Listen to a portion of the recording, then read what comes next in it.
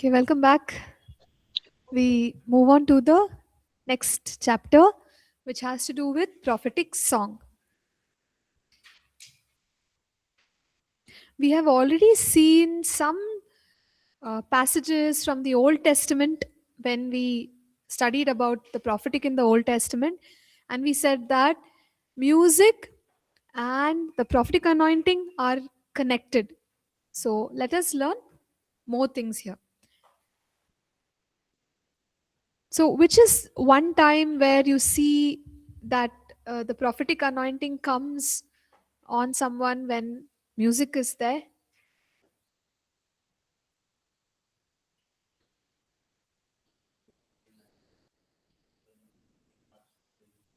Prophesy, right? That is one. Any other?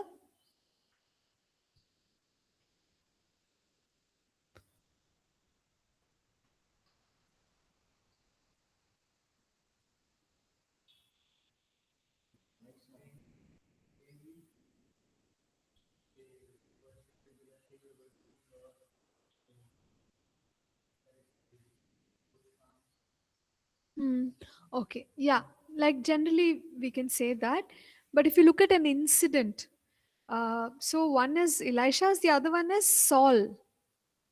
You remember the company of prophets with instruments, and then he runs into them, and momentarily he prophesies because of prophetic influence. You remember that concept? So when you're in that association, for that time you can be influenced by that anointing. So Saul has a kingly anointing, but just for a moment he prophesies. And we should remember, in the Old Testament it's not like everyone can prophesy. It's not like that. Only the prophet can prophesy. But we read about Saul prophesying. Yeah. uh, it was when he encountered the group of prophets who were carrying instruments, and it seems like a full band because you have stringed instrument, tambourine, flute, harp, and with all that, in 1 Samuel 10 verse 5 it says they were prophesying. So Samuel had taught them to engage in music so that prophecy can flow. Today we also have to understand that we can tap into this. Otherwise, what will happen? We'll just play some music, sing some songs, because that's how church is done, right? And we will miss out on the operation of the prophetic anointing. Fine. So let's see. Let's continue to look into this chapter. The other example is, as when I said, Elisha, 2 Kings chapter 3, there are three kings who come to meet him, and Elisha is supposed to give them a prophetic word about going against the king of Moab. So we won't get into the details, but we know that, for a moment Elisha gets upset, and because he's in that state of emotion, he's not able to prophesy.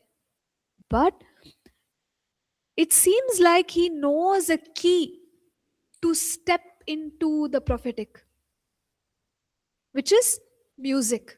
So he calls for a musician, and the musician begins to play. And 2 Kings chapter 3, verse 14 to 16, we see that he said, "Thus says the Lord." Prophecy comes out. So, what can we understand from this? You see, when uh, the right music was played, Elisha is flowing in the prophetic anointing. So, does that mean, maybe I'm having a very busy day? Elisha was angry. Maybe I'm frustrated. Okay. And now somebody comes to me for prayer and they say, "Can you please pray?" How will I shift from where I was to prophesying? We see one key here. Elisha asked for the right music. So maybe I could tell them, just give me 10 minutes. And then I just go listen to some music, and then I just come back. I'm able to come into another place, I'm prophesying. Okay. So this can look different in different times of our life, different situations. But what we are saying is, see, you can just step into the prophetic with the right music. Now, we should not make this like, oh, every time I need music. Think about Jesus. Okay, he is in the Middle Eastern setting. It's hot, it's dusty, he's sweating. Yet, Jesus is moving in miracles. Jesus is prophesying. Where is the music? Imagine if he told, I need music, right? No, not required at all times. But there are times when the right music will shift us into the prophetic anointing. It can happen. So we have to learn to tap into the right kind of worship music.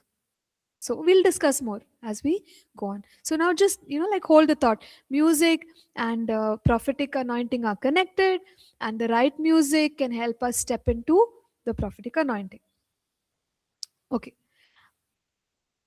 So because of this, worship leaders in churches or prayer groups must learn about prophetic worship. Okay.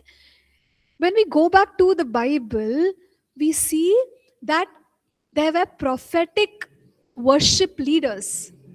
It's nothing new. Sometimes in the Christian circles, they say, oh, only now we have prophetic, before we never had. But it's already there in the Bible. The worship leaders were prophetic, they were trained to be prophetic. So when we study, we see names like Asaph, Heman, Jeduthun. So these are all people from the tabernacle of David. Okay, and then you can see a huge list there. Lots of names are given, like especially for, I think, yeah, for Asaph. He had 14 sons and 3 daughters. And they were all involved in worship. So he trained them. In the tabernacle of David, they needed more and more worship leaders. Why do you think they needed more worship leaders?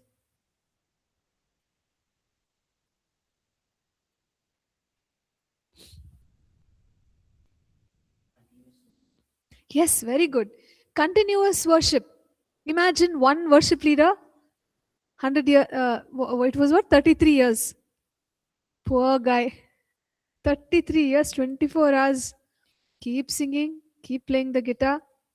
It's not practical. So, if God is moving by His Spirit and we have to keep that worship alive, it's going to take many people. So, that's why Asaph, as we said, there are so many people under him. Again, Heman, Jeduthun, they have lots of names listed out. We are not reading through the names. But what happened is they trained all these people. Okay, and the worship went on. So even today, when it comes to the worship leaders that we have, we must teach them to move in prophetic worship. So when we say prophetic worship, what does it mean? What is prophetic worship?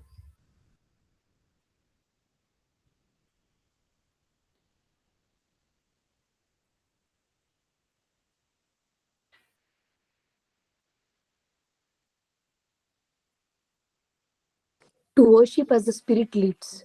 Yes, very good, very good. So worship as the Spirit leads. How about we look at it this way? Prophetic word, we said connected to the heart of God, connected to the mind of God. What is God feeling? What is God desiring? What is God thinking? So I tune in and I release the prophetic word. Prophetic worship is exact in song. Heart of God, connected to the heart of God. So when worship leaders are leading, they must sense what is in the heart of God today. That's why, like at least I know our worship teams, they'll say, okay, tell the set list, right? And set list is what? The worship leader will pray, will seek the Lord, and then they will share. So hearing from the Lord and then coming up with the songs or singing the songs, right? So just stand corrected. 14 sons, 3 daughters were Heman's children, not Asap's, but even he had quite a few. So, you can go and count the number. Now, we also see the use of instruments. So, in David's tabernacle, you have cymbals, stringed instruments, harps. So, the leaders trained others in singing as well as the playing of instruments. So there was an element of training. So that also, let's recognize. The prophetic worship can be taught. You can train how to hear from the Lord, how to sing. You can train. Yeah. And total, when we see the number of skillful people there, it says 288 singers and musicians. No wonder they were able to sustain for 33 years. So, and in First Chronicles 25, we also see that they all cast lots for their duty. That means, what does it mean? Roster. So today we have roster, everything there is a roster. That's a very familiar word for us. In David's tabernacle, they'll go check the roster. Whose turn is it today? Yeah. And then they'll go lead worship. Who knows? Maybe for half day, one team, worship team one. For half day, worship team two. Half the night, worship team three. Then the rest of the night, worship team four. 24/7. It's going on. Hasn't stopped. Right? So anyway, we'll come to the songs. Now we know, because there are more people, they were able to sustain the worship. And we see that when it comes to prophetic songs, right? What does it reveal? I'm just trying not to miss the point, so I have to see the notes. We said that the word of God is conveyed through song. Okay? And we can expect the same effect of the prophetic song like the prophetic word. So what will a prophetic word do? Yeah, edify, exhort, comfort. So when you sing a song from the heart of God, what will it do? Edify, exhort, comfort the people. Yeah. And right. So when prophetic songs are released, it can also encourage faith in the heart of the people. It can release miracles, healings, and deliverance. It can also cause repentance to take place. So when these songs come, it can either minister to one group, or some songs, what happens, it's the song from God in the now moment, and it starts to go through the nations. So you remember that we had a guest lecture. So she was well known for one song, and it became so popular, right, during COVID. How come, it became so popular? Think about it. It was resonating with the heart of God because it had some lyrics about healing, and it was so powerful and such a blessing, not just to one group who made the song, but we can confidently say it has touched many nations, isn't it? So prophetic songs are like that. It's a now song from the Lord that makes an impact, whether it is encouragement, whether it is uh, comfort, whether it is healing, deliverance, expressing the power of God. So that is how the prophetic song works. Same thing we said, when you are prophesying, expect the power of God. Again we are saying, when you are singing prophetically, expect the power of God. Something will happen. Okay, so what kinds of prophetic expressions are there in praise and worship? Let's go to that section here. So, when we consider the category of songs, if this is just for our understanding, we could say there is one list which is called as prophetic songs to the Lord. Second, prophetic songs of exhortation to the people. So, are we understanding? One is you're singing to the Lord. Next is you're singing to the people. Third is you are making declarations, songs of declaration. And finally, songs which accompany prophetic action. So now we will try and understand each one of these categories. The first one is songs to the Lord. So, what exactly happens here is that musicians, singers are moved by the Holy Spirit to sing unto the Lord. Okay, whether they are making music or whether they are singing a certain set in terms of lyrics, it's directed towards God. So maybe it's like, Lord, you are good, you are merciful, you are beautiful. So it's getting directed towards God. So the prophetic anointing will release a song which goes to God, but it's as if God is giving the words to be sung to him. Are you understanding? Right? So because it's prophetic, I can always write, God, you are wonderful, you are great. But this is coming from God to be directed to God. So God does that. When we look at the Bible, we see that there are scriptures of adoration which came from God and which were given to God. So just go a little lower in the notes and then I can come back.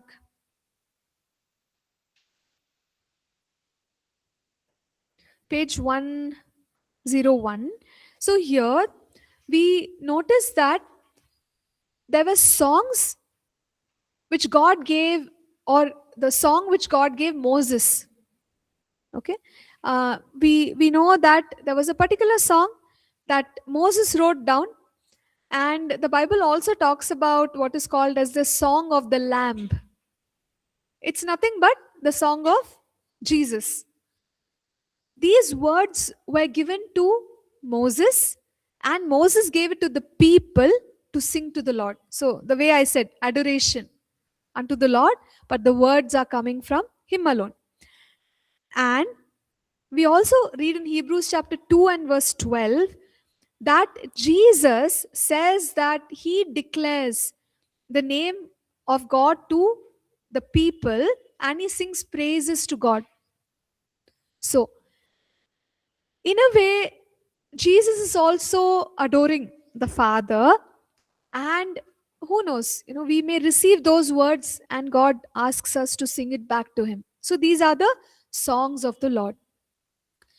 As God gives us these songs, now we can, like come back to page 100. There is a reference to new song, new song. We understand there are so many songs, and many times, like, um, if you ask the set list in my head, a lot of old songs are there. But nowadays, every day there is a new song. Just to be able to catch up, you're thinking, oh wow, people are all releasing their songs. How can this happen? Unless there is a new song. And the Bible encourages us, sing a new song unto the Lord. So there are scriptures given on page 100. I'll read one or two. Psalm 33, 2 and 3. Praise the Lord with the harp, make melody to him with an instrument of 10 strings, sing to him a new song, play skillfully with a shout of joy. Then Psalm 40 verse 3, He has put a new song in my mouth. Praise to our God. Many will see it and fear and will trust in the Lord. And the list goes on. Why is this? Why is God saying, sing a new song, sing a new song? Is he tired of old songs?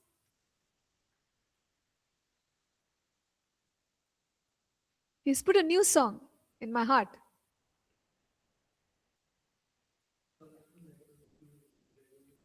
Yes. So prophetic, revelation, in the now, what is God saying? So that word new in the Hebrew language, it is kadash. And that word means fresh, recent. So it is not necessarily a new song, but it means the fresh song for the moment. So maybe I am singing one old song, but that's the now song. You got it? So we are singing fresh prophetic songs to God, and He encourages us to do that. So we have to be in tune with the Spirit of God, and the Spirit of God will tell us, okay, now sing a song of praise, sing a song of adoration, worship, sing a song of declaration. So we are receiving it and we are releasing it, and there we see the prophetic power of God working. Yes. So we've understood the songs come from God and we give it back to God. And yeah, now let's discuss the second category. What is the first category? Songs to the Lord. Second category, songs to the people. We know that uh, there are songs that God puts inside our hearts for us. So there are scriptures that talk about a believer who is walking in the Spirit. So if I say I'm a person who is walking in the Spirit, I will be rejoicing in God. And Ephesians 5 verses 18 to 20, it says, do not be drunk with wine, but be filled with the Spirit. And then it goes on to say many activities of such a person: speaking to one another in psalms and hymns. So if I am really a person who is filled with the Spirit, I will be sharing psalms and hymns. That doesn't mean you are singing to each other, hello brother, or something like that, right? Every day you don't have to sing. But what does it mean then? How will the world be if we have to sing to each other? Psalms and speaking to one another in psalms and hymns. Anyone here like that? No. So then how will we understand it? Hmm? Ma'am, repeat the question. So I am saying in Ephesians 5 verses 18 to 20, it says, when one is filled with the Spirit, you talk to one another in psalms and hymns. We just established that we are not singing to each other, good morning, good afternoon. But what does it mean when it says speaking to one another in psalms, hymns, and spiritual songs? Uh, in the quiet times, Hmm? when we pray, apart from our personal quiet times, when we meet or sometimes when we do our DP times, Hmm. so we can share in prayer, singing psalms Hmm. and hymns also. Yes. Um, Sure, yeah, we can sing together, but what it means, see, when you say psalms, right? Psalms have to do with worship. So there are scriptures that we kind of take and we worship God. So psalms is nothing but taking from the Bible and singing worship unto the Lord, whereas hymns have to do with doctrine. So many of the, yes. Even in Psalms, there is a Thanksgiving part also Hmm. where we say thanks for all the things that God has done. Yes. When the Israel came to the promised land, Yeah, yeah. the 32 kings have been defeated. So one by one, their names been said, and thanks for the Lord, God Almighty. Hmm. That's 114. Hmm. Yeah, Uh, that's fine, brother. So what I'm saying is today, as a believer who carries the Holy Spirit and baptized in the Holy Spirit, the Bible is encouraging us to be filled with the Spirit, and the expression of being filled with the Spirit is uh, speaking to one another in psalms and hymns and singing spiritual songs. Now, if you look at Colossians 3:16, that's given in our notes as well. There also it says, admonishing one another in psalms and hymns and spiritual songs, singing with grace in your hearts to the Lord. So this is a picture of a believer who is rejoicing in the Lord. So psalms are what? Psalms are nothing but singing the word of God. Hymns are doctrinal truths, right? And spiritual songs are, as led by the Holy Spirit, there are certain words that come forth which are prophetic in nature, and we sing them. So the point is, God gives us certain words that encourage us and which also encourage people around us, right? And we kind of keep it in our hearts, and we just keep singing those psalms. And that's the second category. Now, if, let's say, there is a worship leader and they are leading worship, God may give that song to them and they are singing it over the people. For example, they may sing, you are a blessed people, God loves you, like, so they are singing to the people and bringing what we said, encouragement, refreshing, yeah, direction. So in this way, God will minister. Many of us know Zephaniah. So do you know Zephaniah 3 and verse 17? It says that God will rejoice over his people. I'm just paraphrasing. God will rejoice over his people, and he will rejoice over his people with singing. So it's as if the rejoicing that he is doing, those words are coming to us and we are singing it over the people. Like, you are protected, you are blessed, something, some words. So this is the second category where God will give us the words that will encourage the hearts of people. So as a believer, even for me, I can minister to others with these songs that are flowing from my heart, and also like spiritual songs. So hopefully we're all singing to ourselves every day. At least I hear in the morning when I come, we'll finish the devotion, somebody will be humming one tune, another person humming another tune. Good thing, good job. That is why, because we are rejoicing in our hearts with the songs that God is putting, right? And there are many songs of encouragement apart from worship that we carry in our hearts. That's a sign of walking in the Spirit, being filled with the Spirit, rejoicing with songs. Okay, so we saw one is songs uh, to the Lord. Next is songs to the people.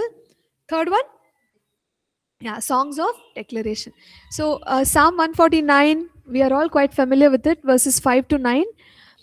Basically it says, let the saints be joyful in glory, let them sing aloud on their beds, let the high praises of God be in their mouth, and a two-edged sword in their hand, to execute vengeance on the nations and punishments on the peoples, to bind their kings with chains and their nobles with fetters of iron, to execute on them the written judgment. This honor have all the saints of the Lord. All his saints praise the Lord. So look at the connection. The latter half is talking about like a war or a battle, isn't it? You're executing vengeance on the nation, punishment to the peoples, binding kings and chains. So it's all judgment, right? We are going to battle and we are overcoming the enemy. What is the front portion, the former portion? Read it. Let the saints be joyful in glory. Let them sing aloud on their beds. Let the high praises of God be in their mouth. Okay, now, sing aloud on their beds means what?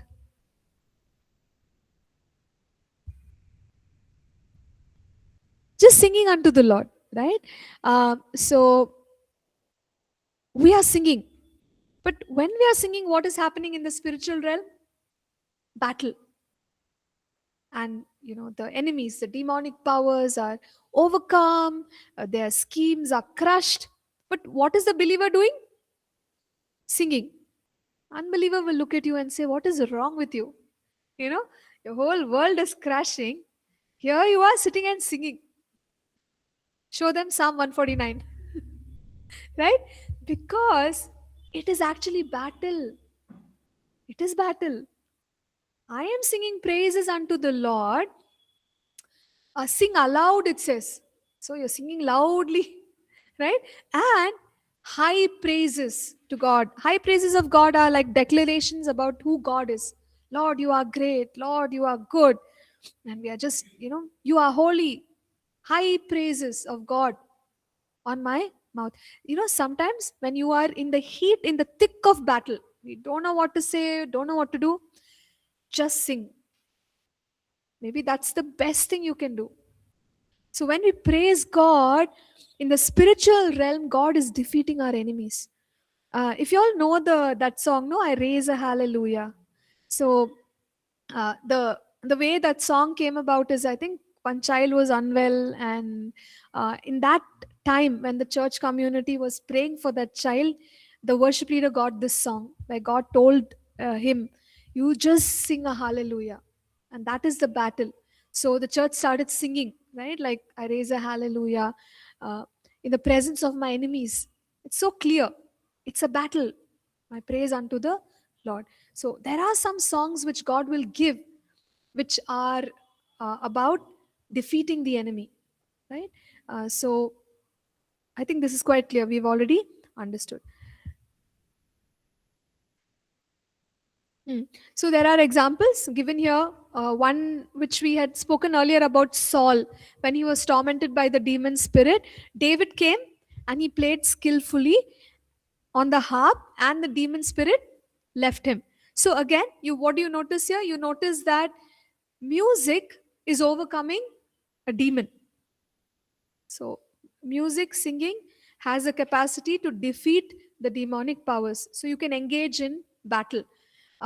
Just think about it, those who play instruments. We talk so much about singing the right song, but when you play the right music, David, what did he do? There's no mention of him singing. He just played a tune on the harp, and the demon left.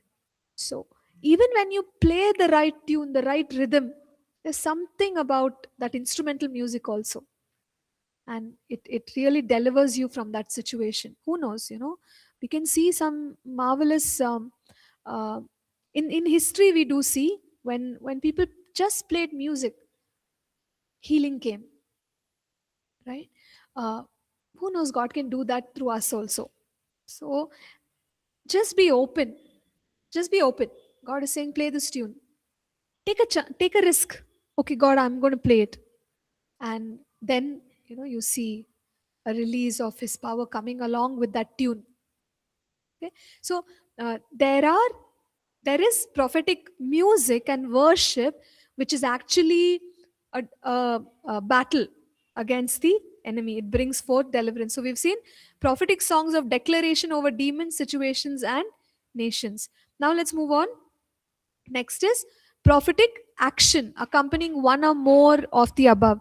So in Second Chronicles 20, we know Jehoshaphat with the priests, worshiping the Lord, he goes into battle, and the Lord gives the victory. So what is the prophetic action? Prophetic action is moving into battle accompanied with praise. So in the same way, God may speak to us and say that you sing with your hands lifted up, or you sing and fall prostrate on the ground. You sing and move around the room, some action. You're going ahead and doing it. As you're doing it, you see the victory of God come forth. So this is the fourth category. Let's look at the categories again. Songs to the Lord, songs to the people, songs of declaration. Fourth one, prophetic action accompanying song. So these are the some broad categories. Again, worship leaders should not get stuck in just doing few songs, right? Sometimes in the Christian circles it becomes a standard. First one, fast song, then maybe semi fast song, then go to slow song, then finally very slow song, right? 4 songs have to be there. And for the worship team, that's all. Hey, get 4 songs, fast to slow. But you see, there is more to do. There is more to train. Got it? Because the prophetic is connected to music. So if you know how to tap in to the right music, the right lyrics, just that one word, one maybe one line you're singing, demons can be leaving people. Miracles can be taking place right there. You know, so just be mindful. Just be very, very mindful of that. Like I don't know. I'm just trying to think of an example, but it has happened many times. You know, when in some worship sessions, the leader is just saying one sentence, like maybe he lifts you up, and he's put it to a tune, and he's just singing. You know, sometimes those that one line resonates with you, as if God is doing something, right? So never underestimate the power of maybe a one word or one line. It can make a huge difference in the lives of people. So when we go into leading worship, be prepared. See, I'm planning these songs, but if I sense I am ready to flow in the prophetic, I will start playing what I'm sensing. I will start singing what I'm sensing. So that's the right way. But if we are very organized, or sorry, focused on 15 minutes, I have to do this only, then move out. We are limiting the flow of the Spirit. Right? I think great example is what happened yesterday during our prayer time. So we have that standard 1 hour of worship, 1 hour of prayer. So when the worship, the time was getting over, even I felt, why is it getting over? You know, it should go on. So I just stood there for like 8 minutes, and then I was hoping if the worship leader wants to stop, uh, I'll have some clue from their body language or something, then I'll go. So I'm holding my Bible and I'm waiting. He is not looking here, there. And I'm like, Jesus, what are you doing? And finally, I think maybe around 8:15 or something, the worship leader, he just looked and he's like, forget it. You don't come. I said, okay, fine. I'm not coming to lead worship. And then we just went on for 2 hours.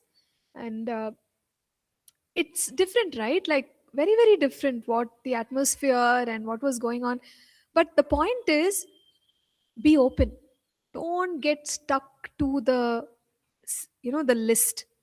Even though list is there, that openness always helps to release the prophetic. So those of us who want to engage in prophetic worship need to come with this heart. I'm ready, Lord. What do you want to do? I'm ready. Today it can go north, tomorrow it can go south. Yeah, one day it can go east, one day it can go west. I'm ready, Lord.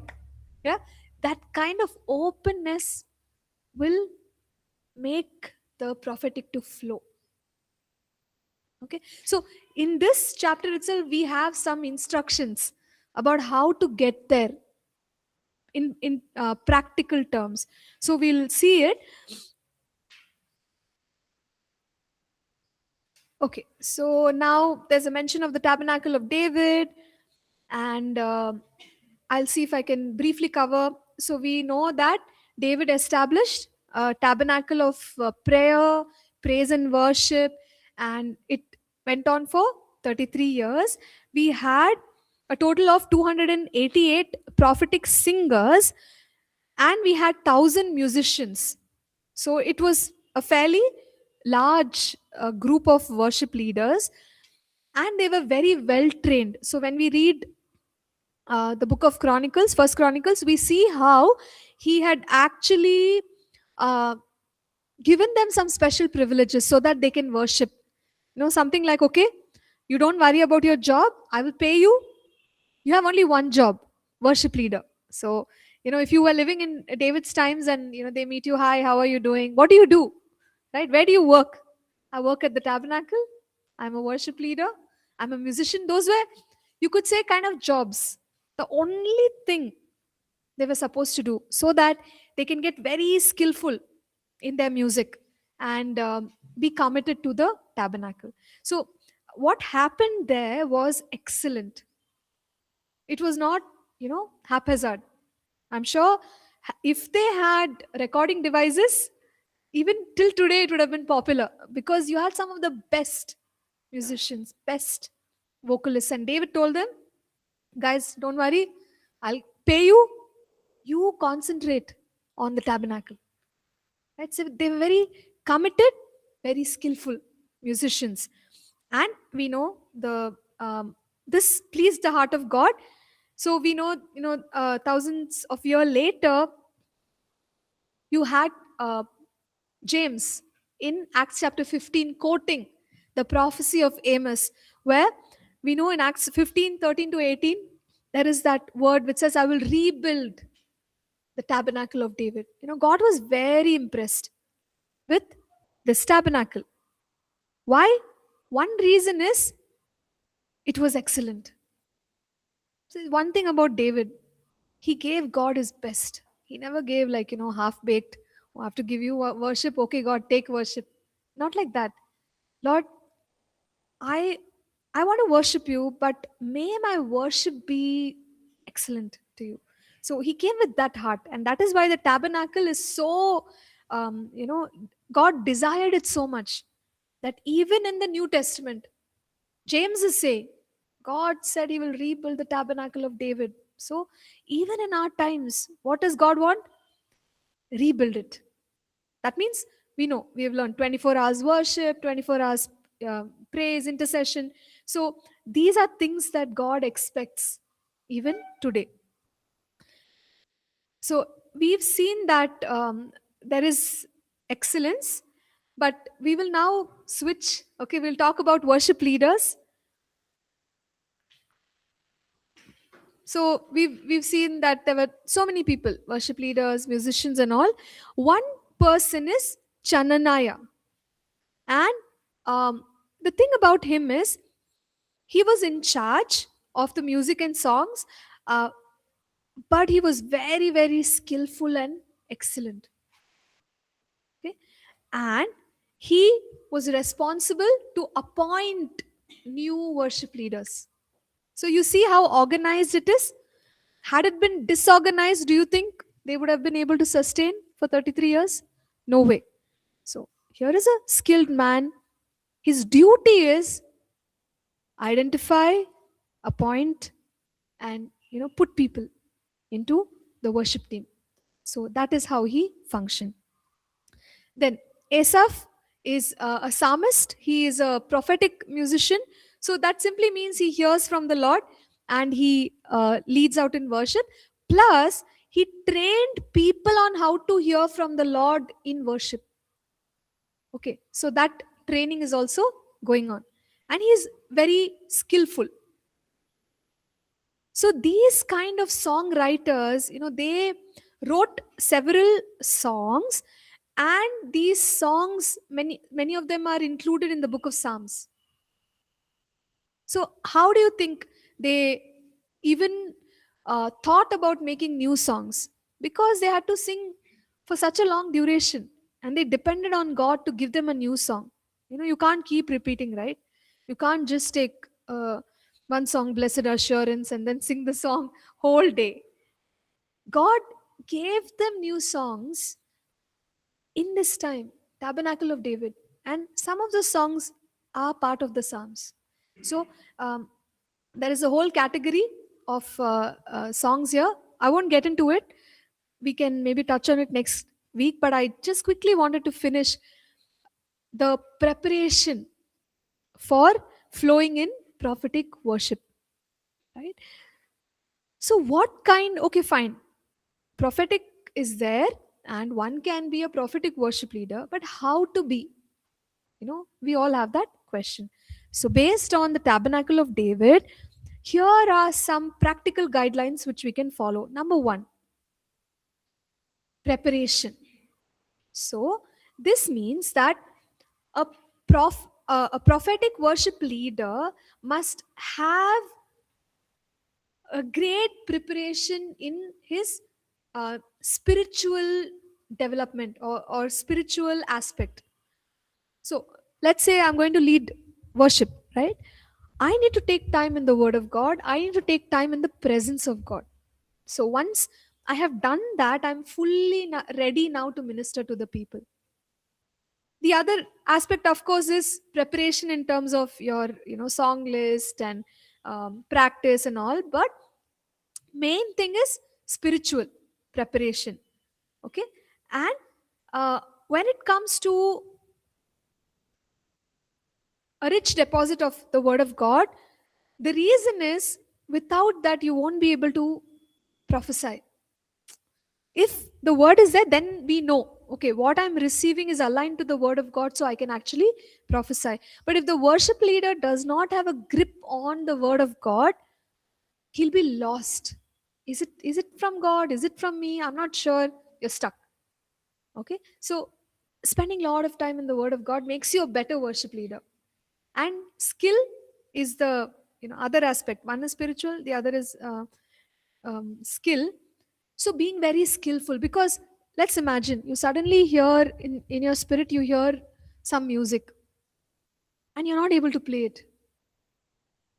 Skill is lacking, isn't it? You're only able to play certain chords, but what you're hearing is a different chord. That means I need to up my skill level.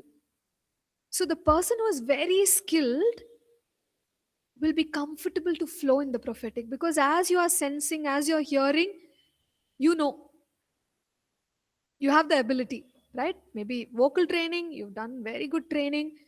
As you're sensing, you are able to sing, able to go to those heights and those depths. Same thing with whatever instrument, maybe keyboard, guitar. When you've practiced very well and your skill is wide, you can accommodate whatever the Holy Spirit is telling you. So uh, preparation, both sides, is key. Anybody who's unprepared, very hard to flow in the prophetic. The second one, expectation. We already said, when you're going to lead, tune into the heart of God and expect Him to do something, and always be sensitive. God, where? I'll move as you are guiding me. Expect people to be touched, expect miracles to happen, and the supernatural to be demonstrated. Then, next is sensitivity. So, sensitivity means what?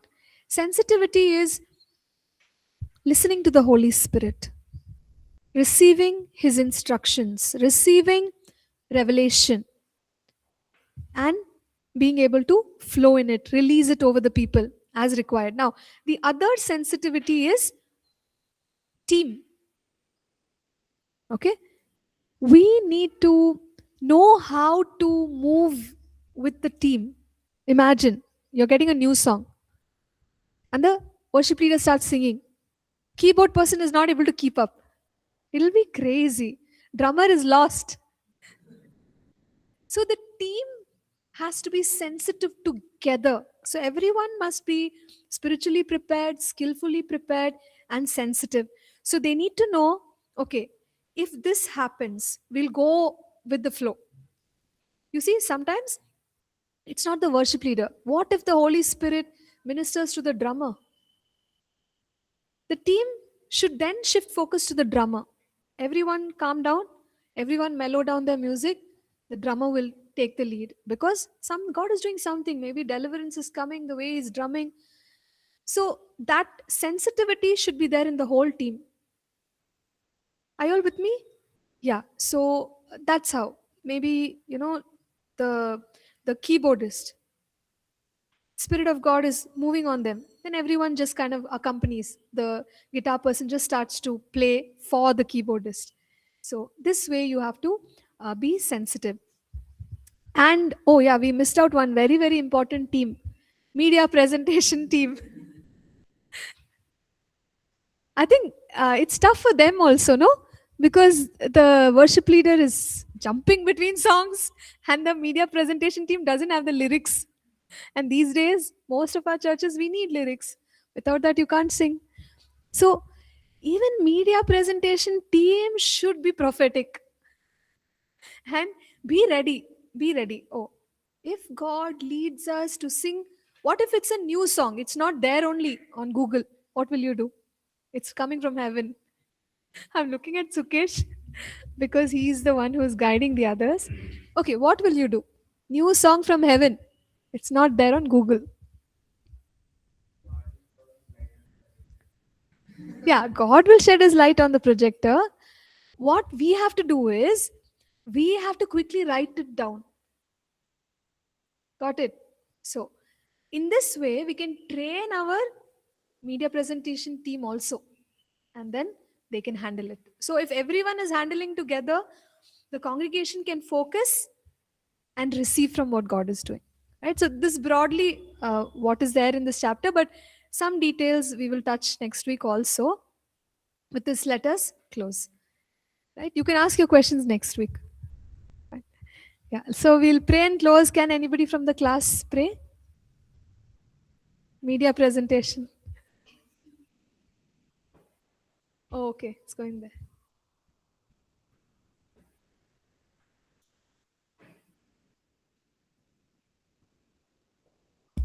Our dear gracious Heavenly Father, Lord, we thank you for this wonderful time, Abba Father. Today we pray that whatever we have learned, Abba Father, Lord, we'll keep and we'll get trained in that thing, Abba Father, Lord. As we have learned about prophetic, Abba Father, Lord, the things which we are doing, we have to flow in the prophetic flow, Abba Father, Lord. We submit the entire day into your hand, Abba Jesus.